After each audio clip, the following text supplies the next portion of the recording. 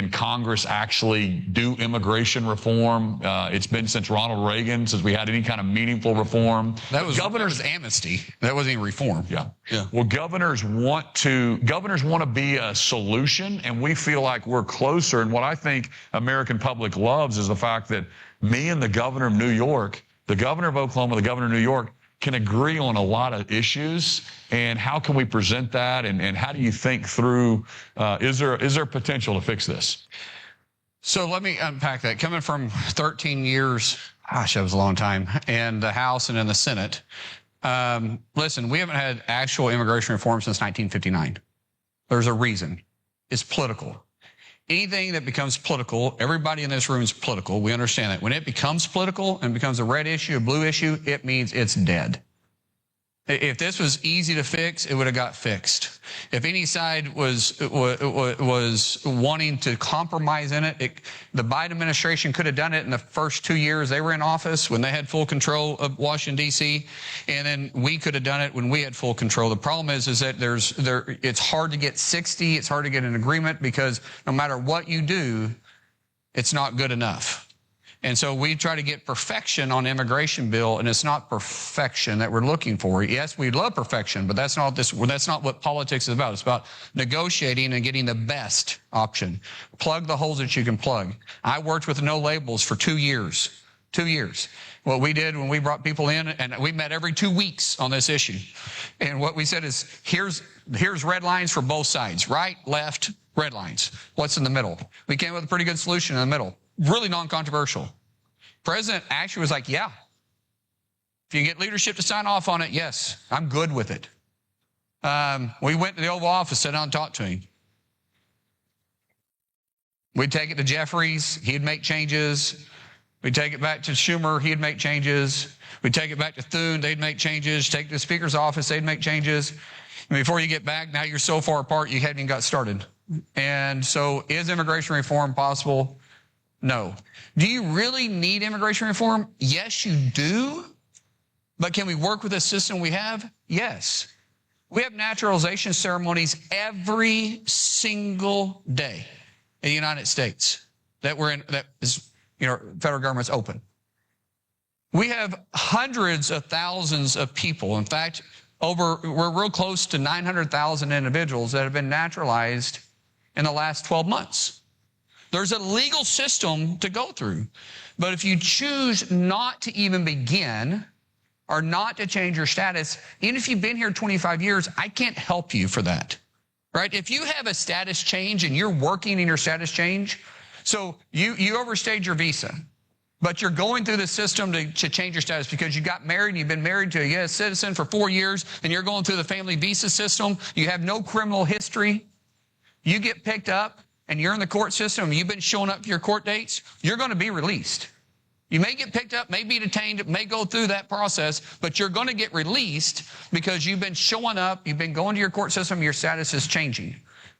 If you haven't done anything, or you have a criminal background, if you have a criminal background, we're not making exceptions for you. There is no exceptions.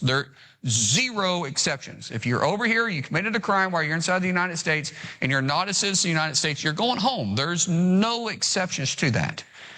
If you're over here and you've overstayed your visa, and you haven't changed your status, or you came in illegally, you haven't changed your status, you claimed asylum, and you have no asylum claim, there's nothing I can do for you. It's the same thing if you're driving 90 miles an hour in an 80 mile an hour turnpike zone. Yeah, they might give you a grace for 10 over, but they don't have to. Right? If you're doing 90 in a turnpike, 80 mile an hour, and you get pulled over and you got an open container, you're definitely going to jail because you broke the rules. It's the same thing here. We have rules, and the rules can be followed. Are they tough? Does it take time? Yes, but we still have immigration policy, and they have to be enforced. And people want to talk about the workforce. I understand that, but a workforce that's an illegal workforce only grows illegal activity. It doesn't grow the economy in the long term. It's a short-term solution, but it's going to be long-term problems. And so it's important that we understand that. What I encourage people to do is help yourself. You have to try to go through the system legally. If you came over and you got temporary protected status, in its name itself, it says temporary. Yes, we're ending the temporary protected status because it's temporary. But that doesn't mean that while you're here underneath temporary protected status, you can't try to change your status. You can't, it doesn't mean you can't enroll to try to become an LPR. That doesn't mean you can't go for a family visa. Doesn't mean you have to just stay on TPS status, but you have to make an effort to change. And I can't help you if you can't help yourself. When it comes to dairy farms and stuff, dairy farms, for some reason, we've looked at this as a seasonal work visa. It's not seasonal. I started drinking coffee when I was 3 years old. I'm kidding about that, probably 6 though, to try to keep my hands warm in the dairy barn so I wouldn't freeze.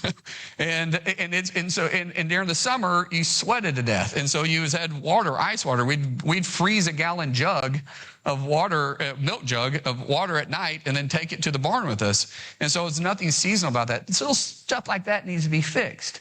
A lot of our crops now that used to be seasonal, because we've changed it, we can do it year round with what we do. Those aren't seasonal because the huge greenhouses that we have now, they're not seasonal anymore. And so we're looking to change that. We're already changing it on some of this. So now some of these can be more permanent. And we're working at, I hate when we extend, our numbers on visas, because all that does is once again put a Band-Aid on it. If we're looking to grow our economy, then we need to look at making more permanent solutions on this and getting the work, not the work, but the employers involved in the system. In order to do that, though, that takes coordination between labor. Our unions still have a say in this, guys. We got to get labor involved. We got to get industry involved. And we got to fill out where the holes are created, because this narrative that it steals American jobs is true in some industries. It's not true for all industries. And we need to pay attention and be sensitive to that as we move forward, because it is America first. We want to take care of Americans first. It's our economy. It's our homeland. But there's a way to utilize labor where we're not having the participation rate we need to, and we can plug those holes.